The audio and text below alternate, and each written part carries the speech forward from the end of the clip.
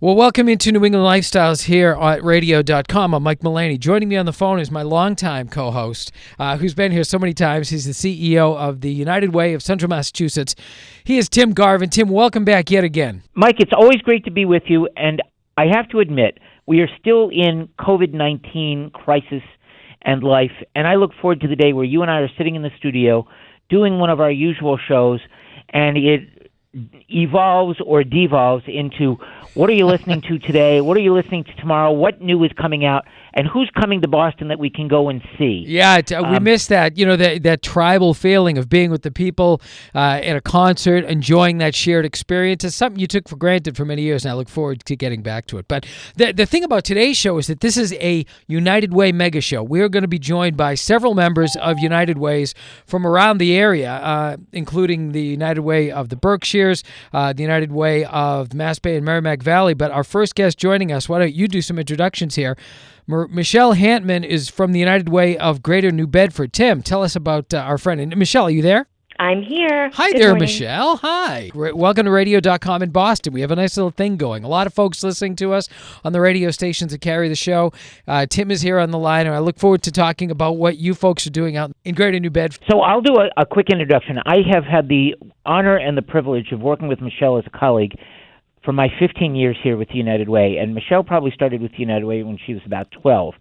She is the president and CEO of the United Way of Greater New Bedford, and every single thing that I've seen, it is an exceptional, it is a model, best practice United Way, and best practice community organization. The United Way in New Bedford raises millions of dollars and invests those dollars strategically and thoughtfully into lifting up lives and strengthening their community. They convene the community, and especially in the last year, but really for as long as I've known Michelle and the United Way of Greater New Bedford, they have been the organizing body that anytime there is a need, a crisis, an issue, the United Way is at the center of it. And then the last thing, they have been one of the United Ways that has added to not just a convening and a grant-making role, but actually offering direct services. And so, Mike, with your approval, Michelle, Please. What I'd love to do is let's start right off. We're now in week 51 of the coronavirus crisis, and I know that you and your United Way absolutely focused and in your direct services made a huge difference for those people in need. Can you share one or two ideas, the things that you did that are perfectly representative of how important your United Way is for everybody in your region? Sure, you got it. So as Tim suggested, we do have some of our own programs. The Hunger Commission is a program that we've had since the late 90s. But I can tell you that the work of the Hunger Commission, while it has certainly evolved over the past couple of decades, what we did in the past year is, just remarkable. The amount of work that we did, the amount of need that we had to address, and the way we had to quickly mobilize our resources and kind of shift the way we do things. So early on in the pandemic, what we were most concerned about as a community, and we were hearing this from our residents, we were hearing this from our nonprofit partners who are serving residents in need, that one of the biggest concerns was around food insecurity, or food security, however you want to look at it. And so, how are we going to get food to people that need it, people that were traditionally going to pantries? Now some of these pantries had closed due to the pandemic, had reduced hours. What could we do to make sure that people were getting the nutrition that they needed? And so we did this in a lot of different ways, and we were able to kind of leverage some of the other programs that we have. So we also operate a family center. So just to give you an example of how we internally kind of matched up some of our own resources, most of the work that we would normally do is not direct to consumer, okay? We would do it through another partner, or we would do it through other types of services. But with the pandemic, we had to, kind of shift that. And so our family support team that operated out of our family center was actually doing some home deliveries to some of our clients so that we could make sure that people were getting what they needed. That's one example. And then we also took advantage of every opportunity that we could potentially tap into as far as securing more resources to purchase more food. So most of the work of our Hunger Commission traditionally is food rescue, and we don't always have to purchase much food, but that's what changed this year is we had to make a significant investment up front to actually purchase food. Thankfully, later on, I would say other supports came into place, the stimulus, the PEBT cards, but it took a long time for those things to come into the people's hands. And so there was a period of time where there was some major concern for how families were going to get what they needed. And so we were really able to fill that gap early on. And we also were a major partner to the USDA distribution boxes. So our work from one year to the other went over 300% in the amount of food that we distributed to our region. It's interesting. I was going to say, one of the things I've noticed, and I want to mention this because it's so interesting, the fact that, all these United Ways are very distinctive parts of our area. You know what I mean? Tim deals with Central Mass. So many people don't realize that community down there, the Fall River, New Bedford area, is one of the largest, well over 250,000 people down there. And it's an area so based in the heritage. It's such a melting pot of cultures. It's really an amazing part of this Commonwealth. It's richly diverse as any there is. And, I went to school many years down there at Bristol Community College. And it's an amazing area. And everybody has their own challenges, and I think as we speak to those challenges and everyone's unique situations, you really see some amazing work being done. Absolutely. So my United Way serves the city of New Bedford and the 8 surrounding towns between Dartmouth and Wareham. There is a United Way in Fall River that serves Greater Fall River. But that's the other thing that happened in the past year is that we were able to also partner a little bit more closely with our neighboring United Way to look at things more regionally, and that certainly was applicable to some of our food distribution work. So we were able to make sure that they were included in many of our efforts as it related to the food security piece. So, Michelle, I just want to go back a little bit. You said, and I'm trying to amplify this, the amount of food security that you provided in this past year increased by 300% over the previous year. 317% to be exact. There you go. Yeah. Any idea of how many, and only to give some kind of reference point, how many pounds of food that might have been? Yeah, over 1 million pounds of food. That's incredible. Our last measure was 1.4, and that is huge. And a lot of it had to do with the USDA effort. It also had to do with an effort that we actually purchased some food from some regional farms so that we were able to make sure we had fresh produce available. And stop there for a second. Yeah. So, because that's a really interesting point. So not only are you coordinating for the USDA, and I think they're like 32 or 33-pound food boxes because I've carried them, but you and your United Way also supported the local economy and especially the farming economy by buying direct so that there would be local and fresh food that was then incorporated and added into the whole issue of food security. That's right. And actually, it's been such a win-win-win is the way I look at it, right? It's a win for the farmers. It's a win for the people getting the food, and it's just a win in general. So it's something that we're looking at really ramping up going forward. We see it as a tremendous value and something that makes a lot of sense for our work and maybe refining some of what we do through our food security work. And we'll still do the food rescue, which is a big part of what we've done for years, but really kind of shifting the priority of the fresh goods first and food rescue as a second. One of the things I wanted to mention was the fact that, and again, as we talk today, the website for your particular United Way is unitedwayofgnb.org. And for those who, have heard the name United Way, one of the things about the United Way is it's so important is it's not the organization. What you do is you support the work in the community. You provide and support some of these small organizations. And in every region, there are some incredible organizations doing real grassroots work, which your work supports. And that's one of the key parts. You get the money to the United Way, and each region and each group can funnel it to the people who are making the biggest difference. Talk about some of those big difference makers in your area. Sure. So, well, certainly we do have a tremendous nonprofit sector in this community, and it really is a gift to be able to do this work and work with such dedicated people. We do have a robust nonprofit sector, and we also have a significant arts and culture community here, which I think sometimes is forgotten, and I would be remiss if I didn't acknowledge them, because they are certainly part of our nonprofit sector, and they are the ones that I think are truly suffering because their work is truly on pause. Whereas those of us who are on the front line doing this work or supporting this work or funding this work, we have been in the spotlight because it has been the true necessity to be able to address the greatest needs of our community. And one of the kind of bittersweet things that has been, I think, a remarkable lesson for me this year is it's going to be one of our landmark years of, significant growth, generosity, people giving more, people wanting to volunteer more. And that's a great thing, but it came out of this awful situation, right? And so I think what we just feel very blessed to be able to have the support that was there at the ready when it was needed the most. And I hope that some of this is sustainable, because I do start to get a little bit concerned about, well, what happens when things do start to shift, right? And we're no longer talking about COVID the way we've been talking about it in the past year, because the work of these organizations continues with or without the pandemic. The pandemic just kind of heightened it.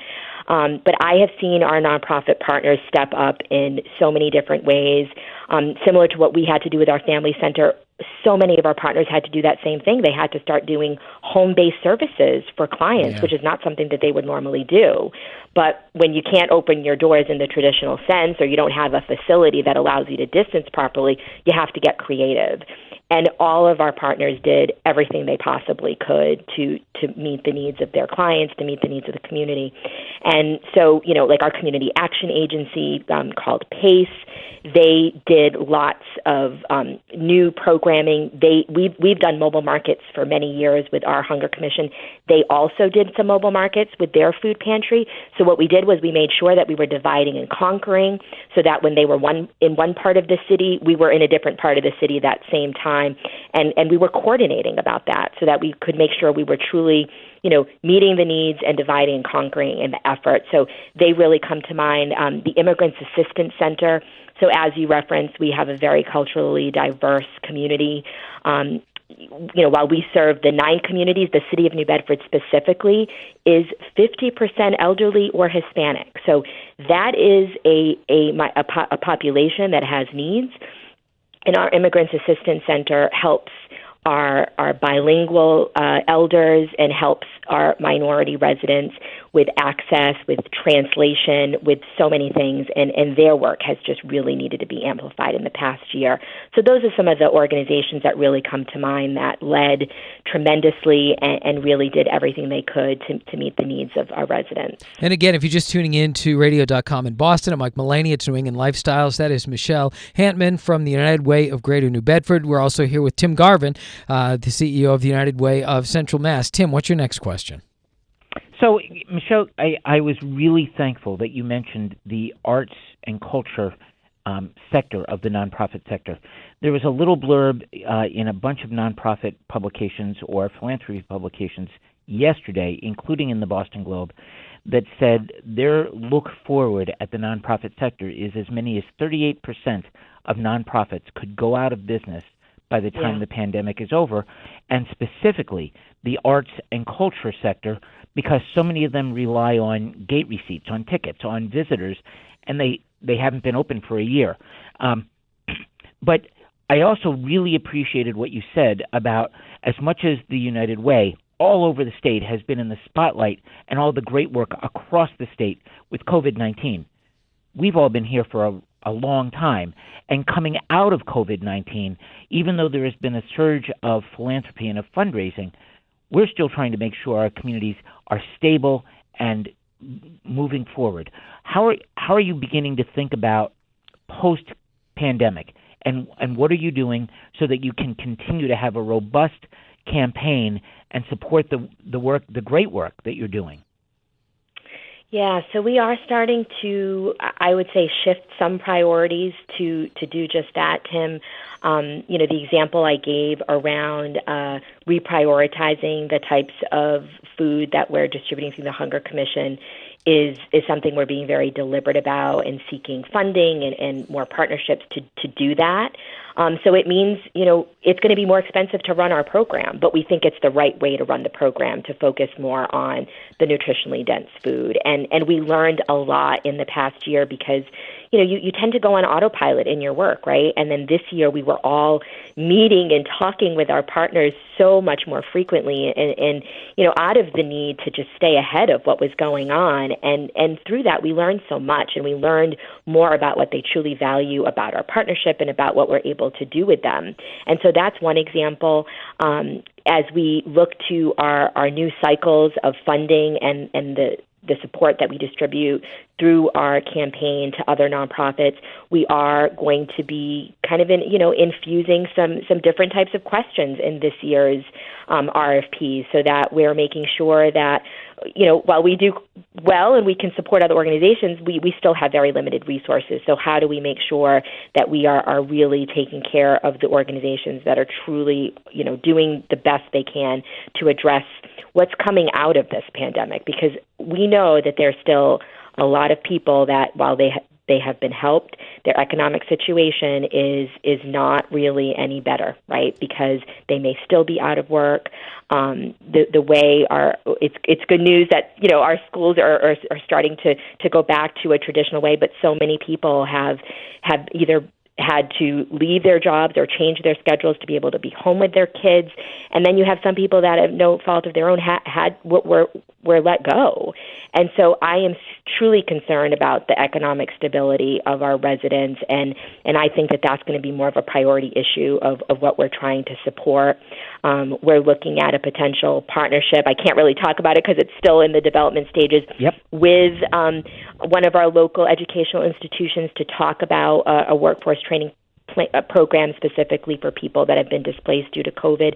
So we're also just trying to get creative with making sure our resources are being stretched to the max in the best way possible. Well, again, it's been great talking to you. We have another guest jumping on here in a second, but again, Michelle Hampman, United Way of Greater New Bedford, the website, unitedwayofgnb.org. Remember, every donation that people make will get to one of these local areas and really make a difference. Michelle, thank you so much for joining us this morning at radio.com here in New England Lifestyles, and good luck with everything. Thank you so much, gentlemen. Have a great day, and thanks for the opportunity. Take care. Bye-bye. Thanks, Michelle. All right, so our next guest on this United Way mega show here on New England Lifestyles at radio.com is Bob Giannino, who is the United Way's executive director for Mass Bay and the Merrimack Valley. Bob, welcome here. Tim is already on the line. Welcome to the program. Thank you so much for having me. Bob, it's great to have you, and I'm going to jump in with what I hope is a really an easy question for you. I'm out here in Worcester, and I have watched what the United Way of Mass Bay all over eastern Massachusetts has done in response to COVID-19. And I have been so impressed and inspired with all of the separate community campaigns you've run. Tell us a little bit about that and how that's helped community by community and been mega super local to say, we understand it's not just big policy, but it's also the people on the ground. Well, thanks, Tim. It's great to be here, and I'm really grateful for the opportunity to share a little bit about what we've done. One of the things we're proudest of here and in Mass Bay is that hyper-local approach that we've been able to take to addressing the challenges relative to COVID-19 and some of the incredible disparities that exist in different communities and different pockets of the Commonwealth.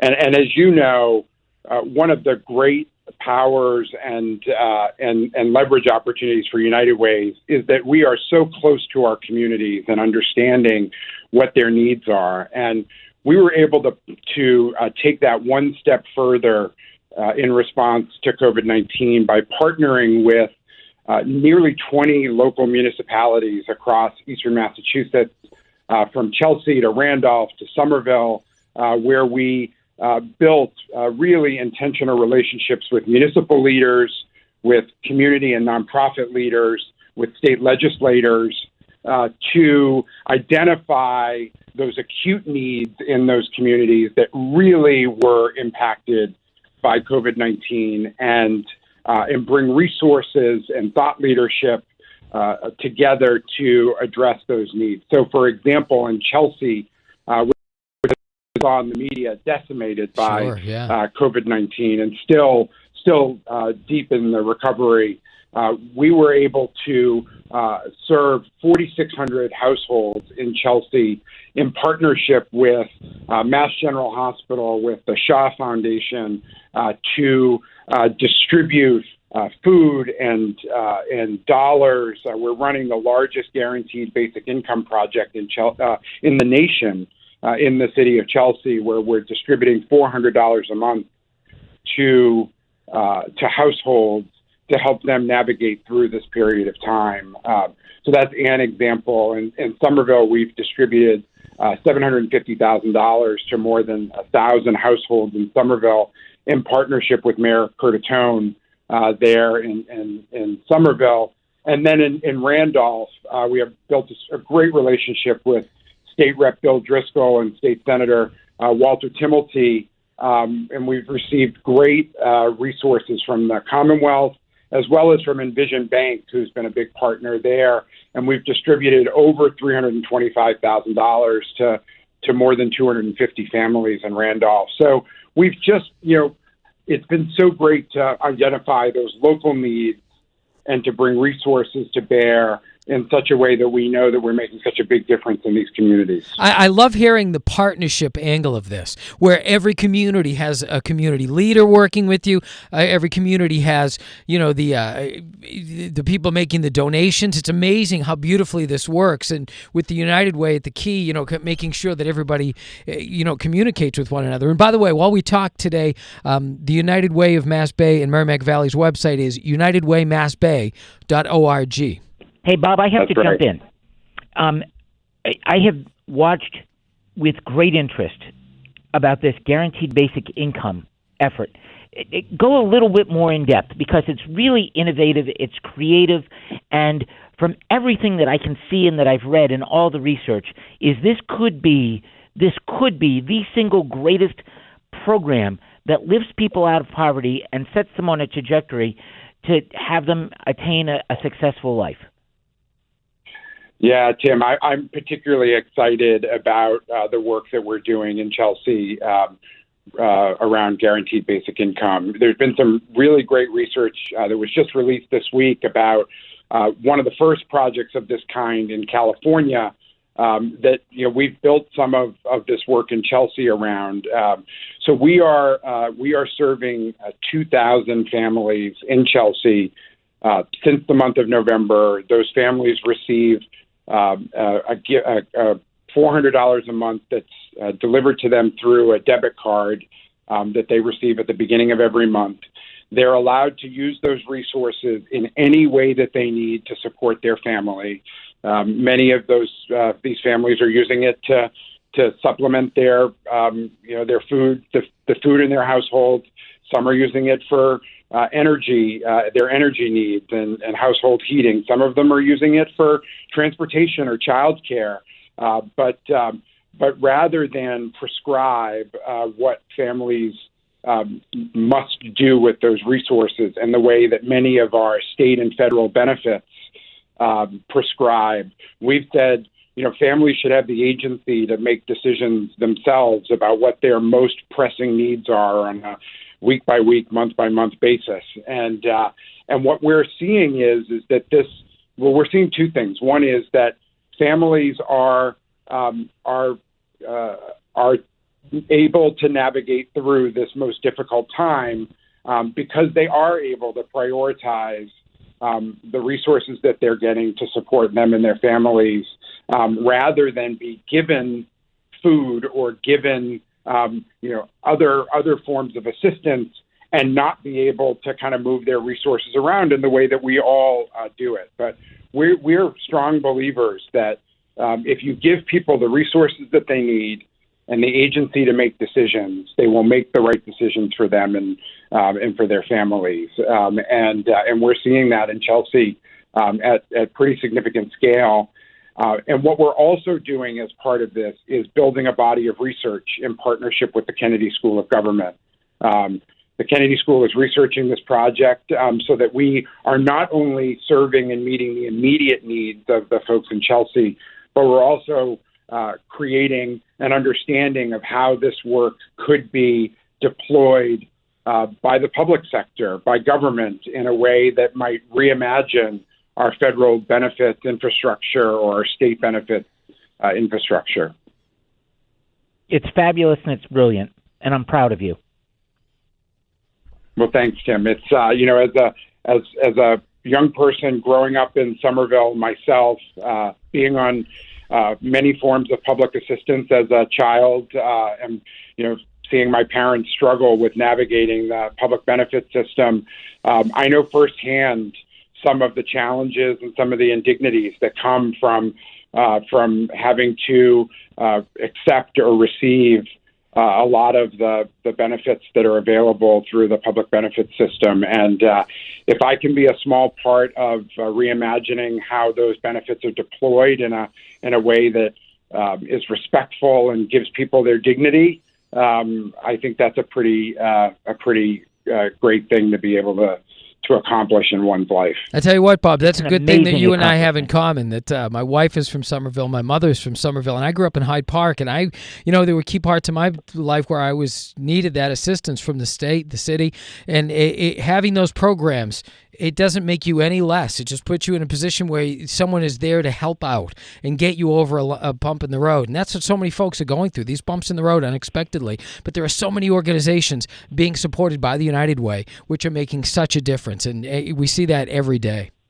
No, it's absolutely true. I mean, I wouldn't be here today running the United Way of Mass Bay if it weren't for great nonprofit organizations like the YMCA that played such a big role in my life as a young person, or the government programs that existed that helped support my family. I mean, I truly feel as though that I'm the example of it takes a village to ensure that a child gets what they need to have a life of opportunity. There's no doubt that I have, by virtue of the fact that, of my gender, the color of my skin, the education that I had available to me, that I've had great privileges afforded me along the way. It's true. But I also had these amazing institutions that were critical to my success and upbringing as a young person.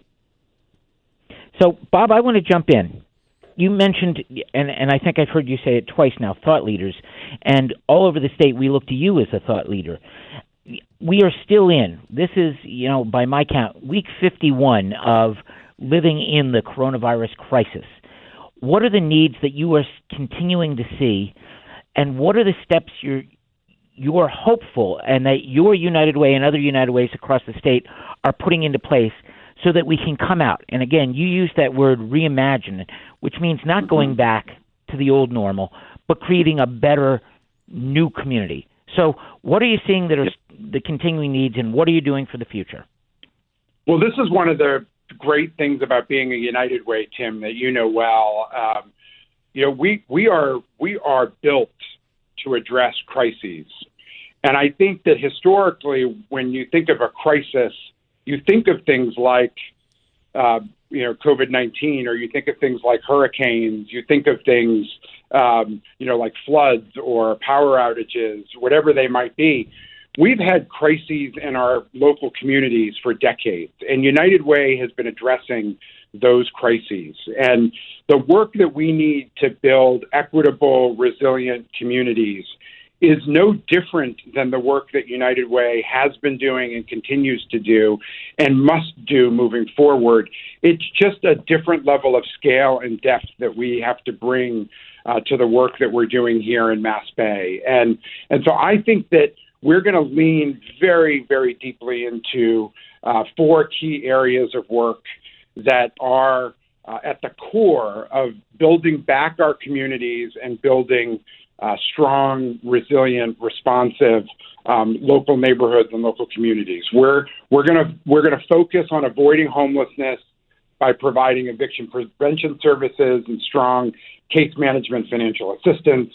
We're going to make sure that every family that needs it has access to high-quality early childhood education so that families can get back to work and so that young children can have the start that we know, that research tells us leads to a life of success long term. We're going to promote supporting students in their social and emotional learning and their well-being through strong out-of-school time programming. And we're going to provide financial and job training, coaching in order to empower individuals to build the credit and savings that they need and to find career paths.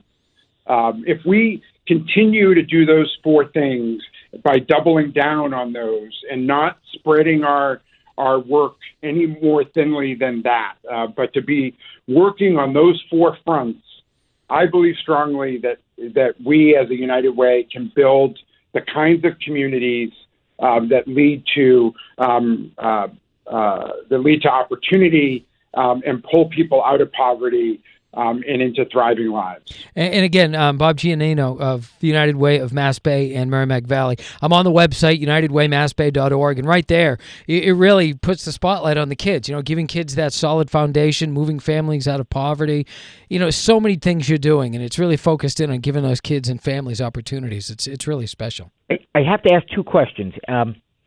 Knowing that you're the largest United Way in all of New England, and you're one of the probably 20 or 25 biggest United Ways in the country, and that's, I say that with great awe and inspiration for what you do. You're also, because of that, you're the biggest funder of Mass 211, which is that great call number that everybody in the state uses and that Governor Baker and Lieutenant Governor Polito talk about all the time. And if it were not for Mass Bay, I don't think 211 would even exist. But we got a statistic yesterday about how many people since COVID-19 came to our state used 211. Any thoughts or comments about that? Yeah, I mean, 211 has just been a lifeline, and I'm not using hyperbole there. I mean, it truly has been a lifeline for hundreds of thousands of our neighbors across the Commonwealth. I mean, I've just been blown away by the fact that they've received nearly 250,000 calls since the beginning of the pandemic. Simultaneously heartbreaking that so many of our neighbors have felt the need to reach out for help during this period of time. But what incredible gratitude to know that you've been a part of building up that resource, and pride that United Way and Mass 211 together have been at the forefront of addressing those critical needs that folks have experienced during this time. I'm incredibly proud of the work that 211 does, and that we have the benefit to support it. And that United Way plays such a big role in its success. Well, again, Bob Giannino from the United Way of Mass Bay and Merrimack Valley, appreciate your perspectives. We're going to jump in next with our next guest, so thank you, and thank you for the work done. Again, unitedwaymassbay.org. And right now, I think she's joined us. No problem at all. I think Candace Winkler from the United Way of the Berkshires has joined us as well. Are you there, Candace? I am. Good morning. Welcome to radio.com in Boston and New England Lifestyles. It's really great to talk to you. Great to talk to you guys, too. Tim Garvin is here with us, and, I love the fact that each person we're talking to represents a key part of this amazing Commonwealth we have here. It's like there's so many different areas and so many different challenges we all face. I feel like we're in neighborhoods, and sometimes we don't see each other because we're in separate neighborhoods, but they're all thriving parts of the Commonwealth of Massachusetts. Absolutely, absolutely. And we're here in the far western part of the Commonwealth, and we got a little sunshine today, which is nice. That is nice. Candace, first of all, to all of the listeners on New England Lifestyles, I've had the honor and the pleasure of working with Candace for the last 2 years since she moved here from, and if I follow it right, a great academic career, and then California, and then, if I'm not mistaken, you were running the foundation for the state of Alaska, and then you moved here to Massachusetts. And because of those many differing perspectives, in my opinion, it adds to what you see and how you've managed and led your United Way in regular times and then in this last year in COVID times. Tell us a little bit of what you've done and what your United Way is focused on, and give us one or two, points of pride of how important the United Way has been in the Berkshires during this last year. Yes, that's great. And Tim, you got it about right. I think I hailed first from Alaska. I was in Alaska for about 20 years and did run the statewide foundation there, and then moved to Santa Barbara for a couple of years, and now have settled in the Berkshires. So have had really the pleasure of a lot of really unique and interesting communities. And I think you're right that does give me an interesting perspective to bring some lessons learned. But Berkshire United Way is really a special organization, and I was drawn to the focus of the work. In our core work, we focus on early childhood education, youth development, and economic prosperity, and making sure that our neighbors are able to earn a living wage and have a high quality of life. And, those issues to me are core fundamental issues in a community. And I think, over the last 12 months, as we've all been responding to this COVID work, it has reinforced the priorities and where we are focusing our energy and efforts on really supporting young children and families. I'm particularly proud of the work of the last 12 months in responding to the pandemic. I think Berkshire United Way was very fast in partnering with philanthropic organizations and individuals in the community. As the pandemic came in kind of early March, it was over a weekend. I had a phone conversation with the president of the community foundation, Berkshire Taconic, and we said, we got to set up an emergency fund. By Tuesday morning, we had raised $1 million. Wow. We had, gotten on the phones. We had a meeting with the Berkshire Philanthropy group that works together.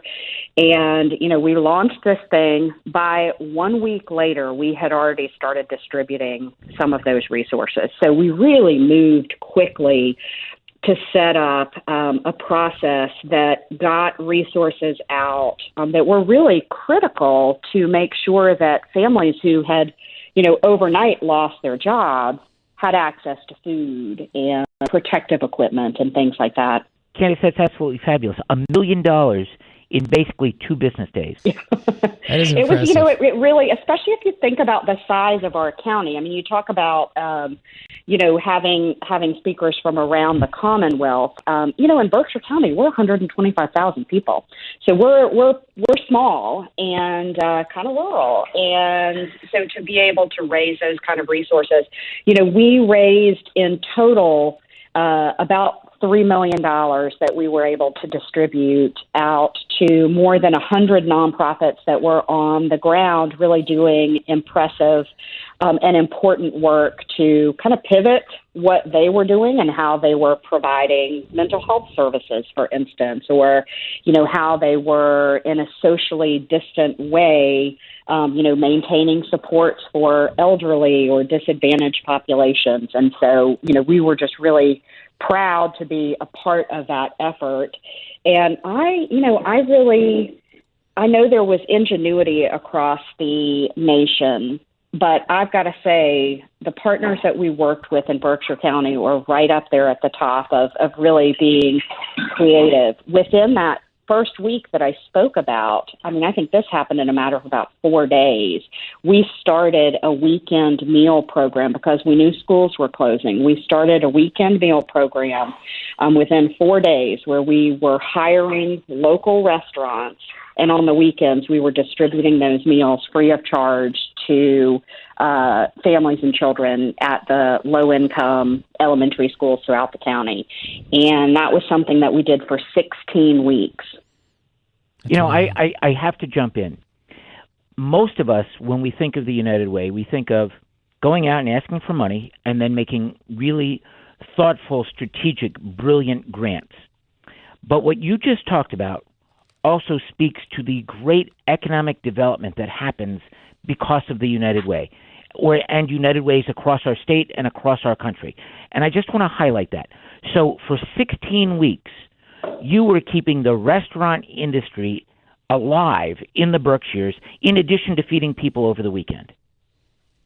That's amazing. That's what. Yeah, it was really exciting. My husband and I actually delivered, or we're part of the distribution every weekend, and it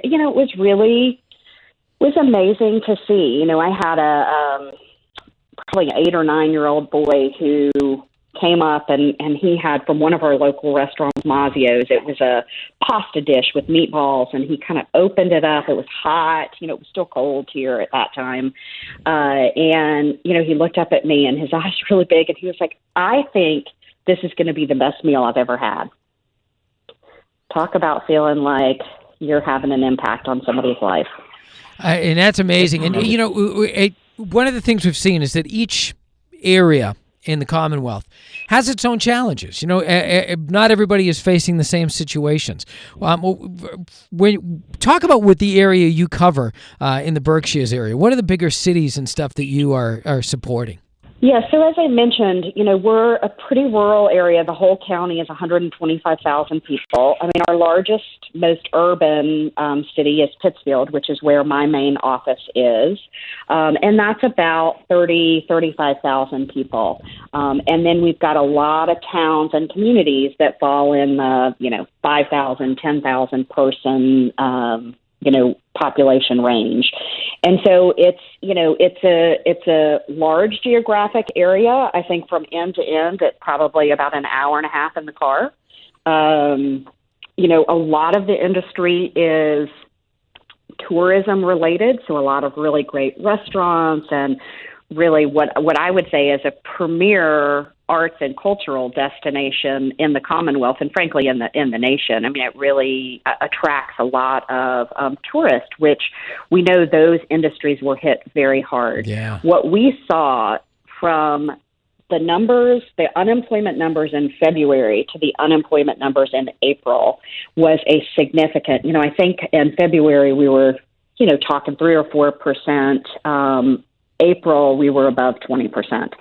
So because of the nature of the type of work that is done here, lots of the work shut down, lots of the organizations shut down, and, they were not jobs that people were able to do via Zoom like some of us. I mean, I was fortunate. I was able to kind of move my office to my kitchen table and continue on work and continue to get a paycheck. But we have lots of people who were working in restaurants or inns or with, nonprofits, theater groups and things like that just really were unable to continue working and to continue getting a paycheck. And we see, it's not only those things, but we've seen some of the inequities really expose themselves, like people who don't have access to high-speed internet over there. I mean, it becomes very pronounced and quickly obvious, the inequities that people deal with each day. And I think that that's something that came up and really was eye-opening for many folks. Absolutely. And that is certainly something in a more rural area where we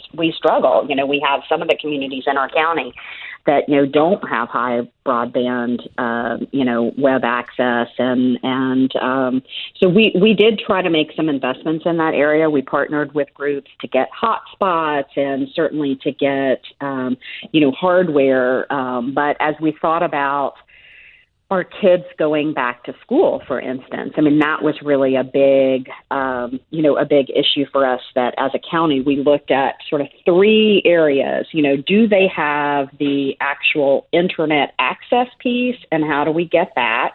Do they have the hardware, the computer, the Chromebook?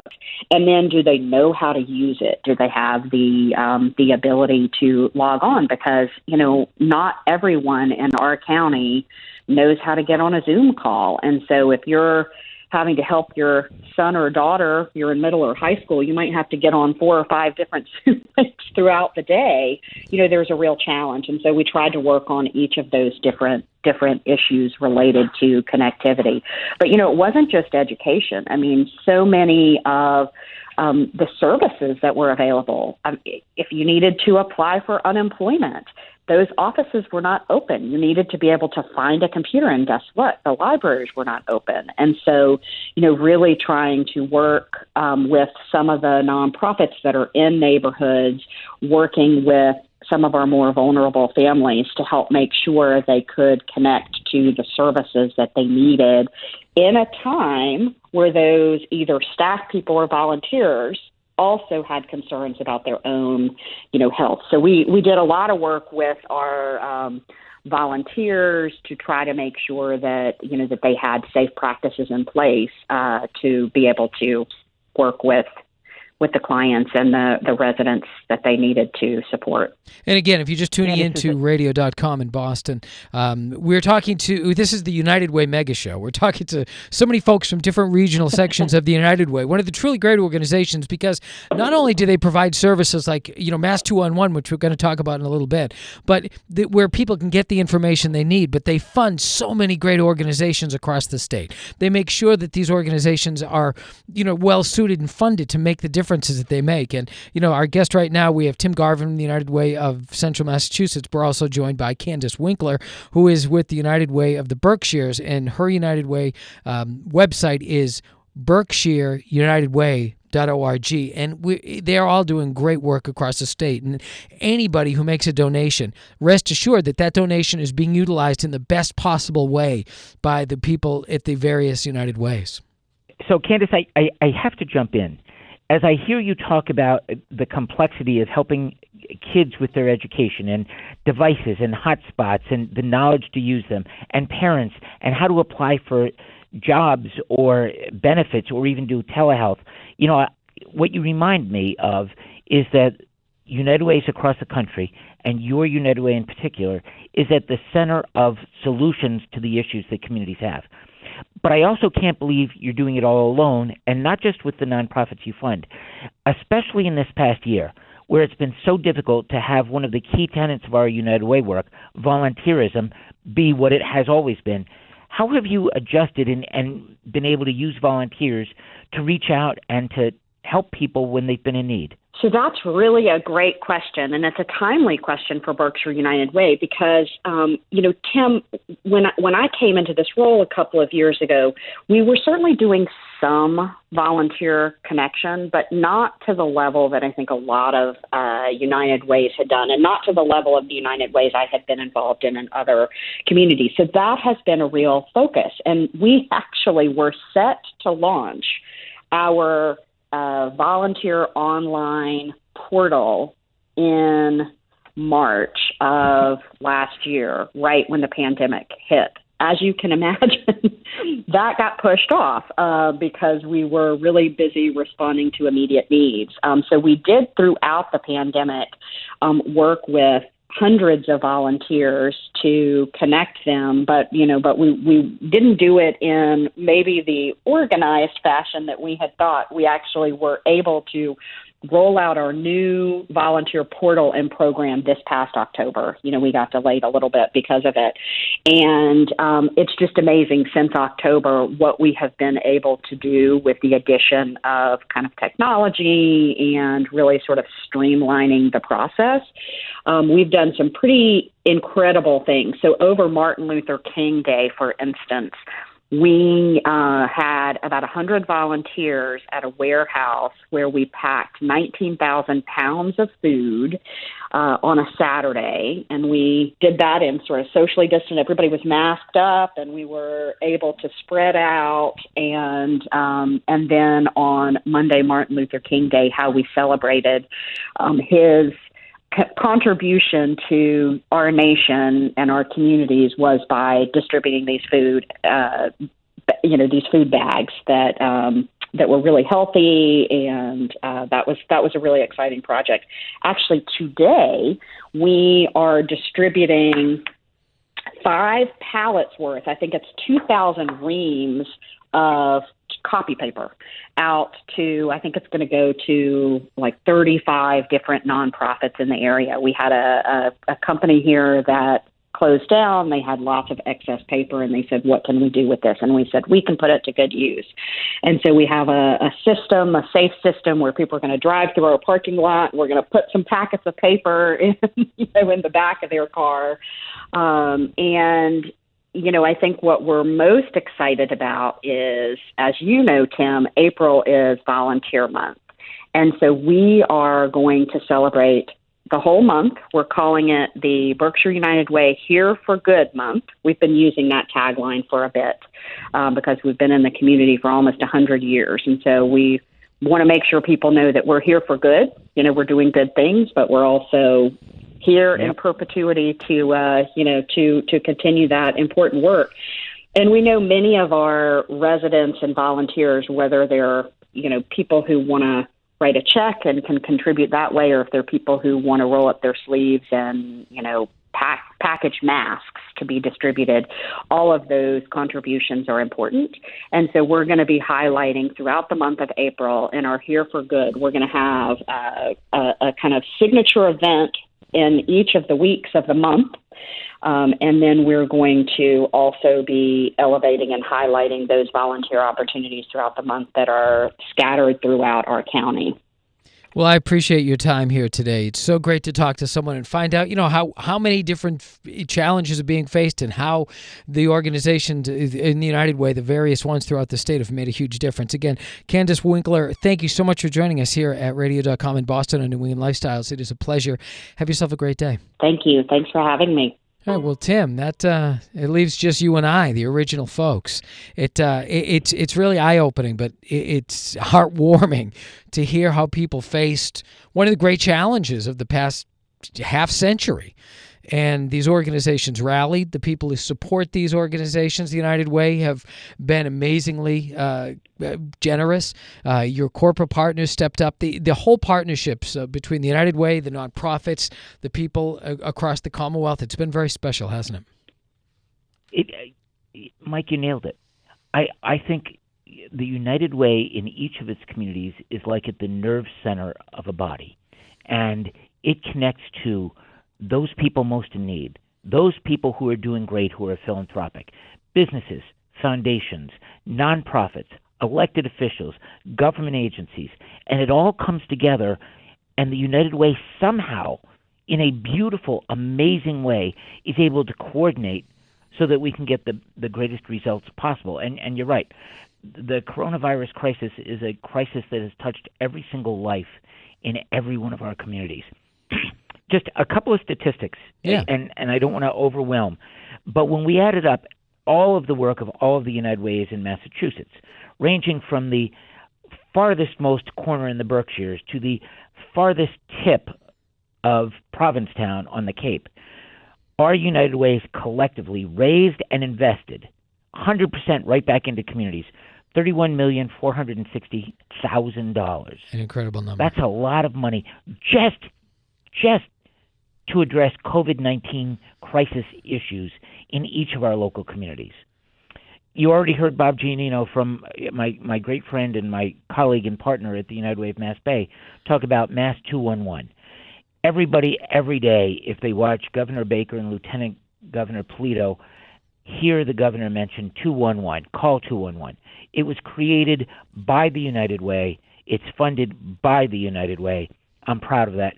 250,000 phone calls in the last 50 weeks. And that's the thing. People need to understand that is a resource. The same way if in an emergency you call 911 or 411 for information, 211 totally right. is where you go to get information. They will direct you to the answer. If you're someone who suddenly has parents who are older and you don't know what to do with older parents, they will direct you to the organization that'll get you there. They have the information which can direct you to the people that will provide the help that you need. What a resource.